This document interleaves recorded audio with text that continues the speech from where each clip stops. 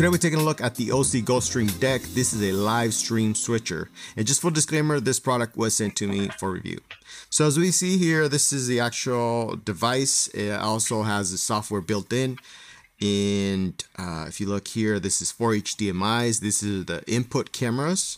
And then these are 2 outs, meaning one is for the multi-view. As you see here, you can see all the camera angles, the settings, the audio meters, all that preview and program.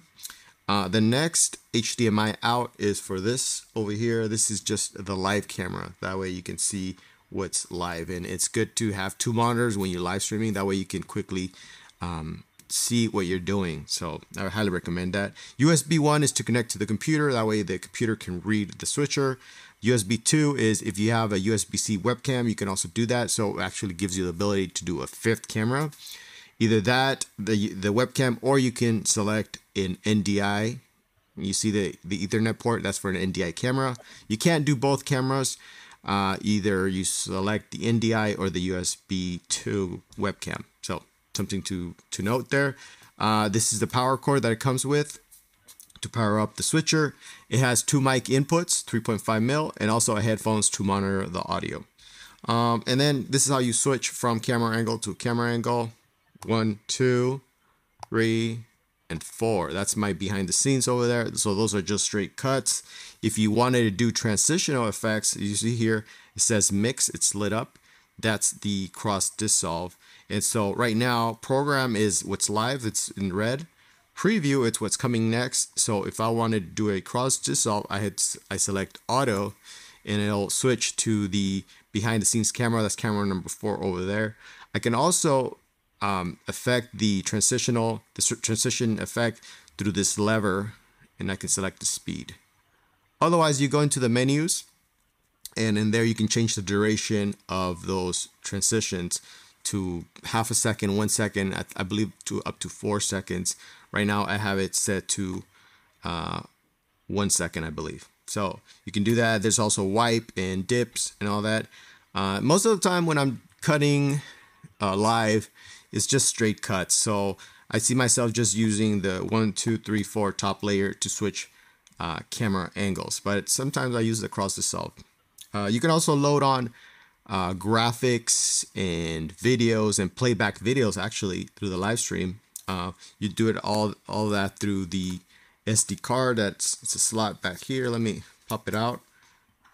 So you go into the folders, you load up the photos, graphics, videos onto this SD card. Also, if you hit the record here, this button right here, it starts recording the live stream to the SD card.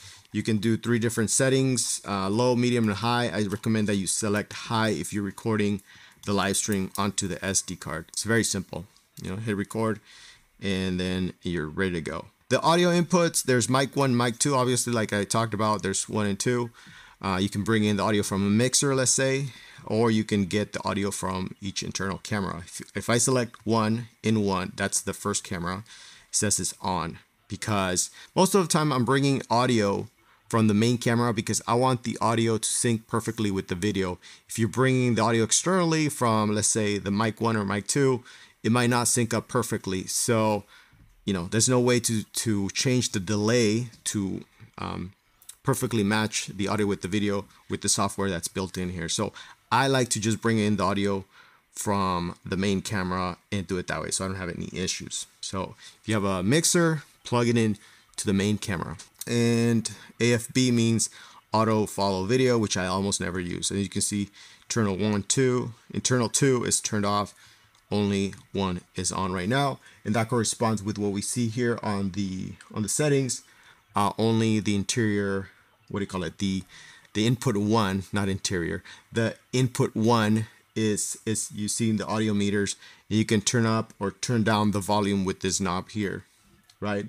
So as I talk, you can see the audio levels will change, or you can just do it on the mixer. So one of the things that happens when I live stream is that I often use different types of camera bodies, prosumer, cinema, professional cameras, and they have different ports out, meaning they only have either HDMI out or SDI. So for example, this main camera is it's the FX9, the HDMI is busted, so I had to use a converter that converts the signal from SDI to HDMI, and then I bring it into my switcher. Another way you could what you could do is get a monitor like my Indy 7 and get the HDMI out and then plug that into the switcher. Another way you can do it is to use something like this, a March 400S Pro. It transmits the signal wirelessly and it can also convert it, right? So from my Komodo over there, that only has SDI out, and I have the March 400S connected. It's running the signal and converting it to HDMI so I can bring it in, which is great. You also don't have to run wire. I often do this instead of running wire because I don't have time, or maybe it's dangerous to run a long wire. So there's different reasons to use these things. I really like having wireless transmitters. It sometimes saves me a lot of time, and it's just easier. So right. Also, this monitor over here, this is the Flanders. It only has SDI inputs. So I had to convert the signal from HDMI, that's only the out coming out of here, with this Axoon CineView Quad. It's also a wireless video transmitter.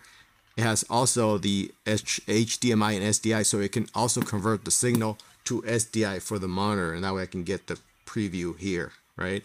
So it's really helpful to have these if you are doing live streaming. So I would highly recommend that. One of the things I've noticed is that whenever you're shooting a flat profile, a film profile, S-Log on your cameras, the output on the actual live stream looks a little bit more desaturated from what you actually see on the camera.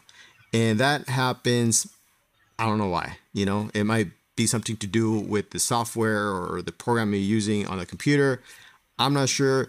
My way around it is to set the cameras to video mode or Rec 709. That way it doesn't lose a lot of the saturation that you see on the output. So another thing you can do is maybe do the output from a monitor and have a really heavy LUT, and that way when you outputs, it looks normal. So that's something I've noticed from other devices as well. Capture cards and switchers, it tends to desaturate the image a little bit. I don't know if you can tell the difference here. Let me switch to the first camera, and this is just through a Zoom call. You probably can't notice, but let me turn up the brightness level. You see maybe the color's a little bit more desaturated on the actual output on the live stream. So one thing to note there, again, I don't know if that's specific to this one, but I'd say I've seen it in other switchers. Another thing that you can do with this switcher is set the picture-in-picture mode. Here, there's macros that have been preloaded. I also made one myself. And if I do here, memory 1, it sets the picture-in-picture mode as you see right there, right? I'd say that, you really have to know the switcher itself in order to set those just how you want them. I just found that I have to remember them. So it's one of the quirks that not a really fan of. I don't really use picture-in-picture mode, but if you're into that, then you kind of have to dig through the menus and learn the switcher itself, because it's not very simple to set it up, I would say. Or at least you have to remember it. If you get used to it, I'm pretty sure it becomes simple. I just find that it just takes a little bit of practice to get it just right. Other things that I don't really use from the switcher is the chroma keying, that's green screen. I mean, I've never actually been asked to do it, or I'm actually not like a fan of green screen for the most part. I like to use the natural environment, but you could do that with the switcher. You could also stream to 3 different places like YouTube, Facebook, and Twitch, I believe, all through the switcher itself, through the software that's built in. Something I don't never use. Most of the time, I'm only streaming to one place because we want to send people to one location. Other ways I've used this device is when I'm a cinematographer. I get hired to shoot interviews, and let's say the producer, director, or maybe the client can't fly into the interview, and they want to see all the camera angles, I connect all the cameras here to the switcher, and then I stream it to Zoom. That way they can see every angle that I've set up, and they can give me notes, or they can conduct an interview, and I can show them each camera angle individually just by clicking through, and they can sign off on what I've done, right? And so that's very useful. If you don't have a switcher, then you kind of have to get a capture card and connect it to each camera individually, and that takes time. So it's much faster if I can just quickly through Zoom just show them every angle and do it that way. So this will save you time if you ever in a situation where you need to do something like that, feed the cameras to Zoom for the client. So overall, it's been working out great. It's pretty easy to use once you get used to it. There's a couple things right now that they might need to update the firmware. Like in the future, they can keep the transitional effects if I just decide to use the top layer switching effect instead of losing it and just being straight cut, just in case I want to do it that way, in case, you know, I'm doing with, I don't know, something crazy. I want to keep the cross dissolve and I can just use the top layer. That would be great if they could future update have that. So that's the overview of this live stream switcher. Obviously I didn't go into all the settings and everything you can do with it because there's a lot, but this should give you a good starting point if you're thinking about this switcher. It's priced at around $300 US, which is pretty good for everything that it can do. And that's it. You know, if you have any questions, please let me know. I'll try to answer as best I can. And as always, thank you for watching. I'll catch you on the next one.